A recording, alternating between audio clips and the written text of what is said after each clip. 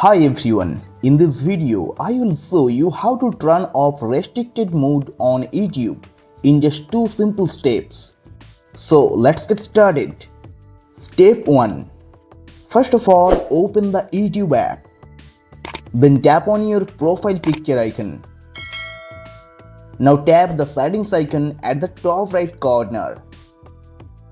After that, tap on General. Here you will find restricted mode. If it's turned on, simply tap the switch to turn it off. But wait, turning off YouTube's restricted mode may not fix the problem. There is one more thing you need to check. Step 2. Open the Google app. Then tap on your profile picture and open your Google account. After that, tap on Personal Info. Here you will find your date of birth. Make sure your date of birth is set to 18 or older. If it's not, update it with the correct information. Now your YouTube account should work without this restriction if you are eligible. If this video helped you, please like the video and subscribe to the channel.